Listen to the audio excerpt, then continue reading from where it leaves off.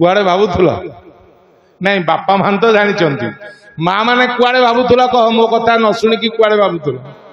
गोटे गाँव में प्रवचन चलता गोटे जड़े बाबाजी प्रवचन दौले छाती जाए दाढ़ी ओळी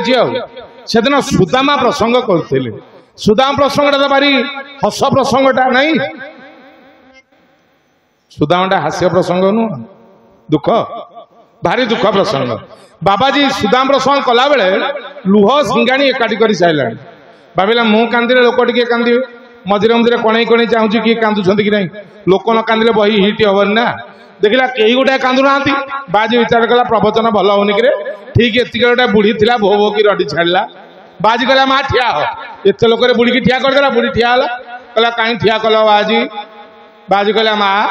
तोर जो भक्ति आ संसार कहार ना ते पुरस्कार देवी लो माँ बुढ़ी कहला केमी जाइल बाजी मोर भक्ति अच्छी बोली ना माँ मो सुदामा प्रसंग को कहीं बोधे शुणुना तू एका शुणुचु आ कांदी पकेल ना बुढ़ी कहला बाजी रे मु कौन तो सुदामा प्रसंग रे कांदी ना आउ तते देखिला पर मो छेली कथा माने पड़ीगला बाजी चाहिला कहला किलो माँ मो सुदामा प्रसंग रे तो छेलीर संपर्क कौन बुढ़ी कहला बाजी रे मोर गोटा छेली थला ठीक तोरी दाढ़ी भलिया दाढ़ी भारी भल पाउथली छेली की 3 दिन है कौ जोगणी खिया मारिकी खाई दे कांदी कांदी कांदी कांदी आज सकाल टिके ता कथा भूली जाइली जमीती एठी बसिनी तत देखीदेली तू गीत गाइला मुंड को झांकुचु ना हाँ मुंड जे थर होलची दाढ़ी होलची ना हाँ आ से दाढ़ी की तो देखीदेले मोर छेली कथा मन पड़ जाई मु कोन करी प्रवचन ता बाटे रे बुढ़ी बाबूची गा कथा सेमिति आउन तो मु बज बजे कि थैया न तमे आउ को कथा हो तो सेति माने पड़नु तुंगभद्रा नदी कूल को ब्राह्मण थिला कौन मन नहीं आत्मदेव आत्मदेव ब्राह्मण ता पत्नी ना कौन स्त्री ना कौन धुंधुली नहीं आ पत्नीटा आपण जानी थिबे पत्नी काहा को कहिबा धुंधुलीटा पत्नी नथिला भागवत रे कहिले भारी कलह प्रिय स्वामी जहा करियो 10 गुणा ऊपर को चढ़ी कहिबे पत्नी काहा कहिबा 3टा लक्षण थिबे जने भल पत्नी कौन 3 लक्षण क्रोधे दासी भोजने जननी समा विपदे मंत्रिणांग बुद्धि सा भार्या प्राणवल्लभा स्वामी रागिला बेले जे दासी भलिया व्यवहार करे स्वामी रागी जाइथिबे आपण ठंडा ठंडा कथा कही स्वामी का राग को जे ठंडा करे दिए सी होची पत्नी स्वामी रागिला बेले केते जनकर ठंडा कथा बाहुची हाथ देखि स्वामी रागी जाइथिबे आपणकर किंतु ठंडा कथा बाहुथिबो हौ रागना प्लीज एमती किए कही टिके हाथ टेक ठंडा कथा एमानकर बाहर आज्ञा स्वामी जदि भयस थी 20 रे पत्नी को भयस बोली मु सीधा 80 की उठी जाए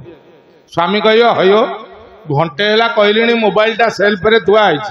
टिके दियो गोटे फोन करी घंटे है कहली तुम शुणुन एति जदि स्वामी कहीदेले तापर पत्नी को भयस बाहर तम हाथ कौन पंगु हो तमें थोदेलनी नाई आम माँ मैंने जाओ तेणु कौन क्रोधे दासी स्वामी रागिला बेले जे दासी व्यवहार करे भोजने जननी समा खाइबा को देला बेले खाद्य रे जननी समा जे माँ भलिया पातर अंतर न करी समान भाव में बाड़ी दिए ता ना होची पत्नी दियर को जतिकी स्वामी की सतिकी शाशु को जतिकी ससुर को सतिकी ताकू कहवा स्वामी आउ कुणिया आइथिबे किलो पोड़ आनिथिबे अध किलो पोड़ गडरेज रे गेंजी की लुचेकी रखिदब राति हेले कबाट किलिकी मु खाइबी मो गेरस्थ खाइबो मो पिला खाइबो आउ अधक गाँ सारा घर सारा बांटिकी खाओ नहीं जे माँ भलिया ताकू कहंती माईब कौन कहंती माँ इब स्त्री की कहंती माईब माँ इब इब माने भलिया जे माँ भलिया ताकू कहंती माईब बुझी पाइले आमे कौन कहूचे माईब किए कहूची कि बटा को काटिकी प पा कौन सब लगेले तेणु पत्नी की कहंती माँ इब स्वामी कौन कहंती स्वामी की कहंती ग्रहिता जी स्त्री पानी की ग्रहण करे ता ना ग्रहिता आमे कौन कहूचे घ आउ ग्र नहीं सीधा घ आउ माइब जगार प कौन मु खोलिकी कहबी तेणु मन रखु केबे एभलिया भाषा कहब नहीं मा इब आउ स्वामी की कहती ग्रहिता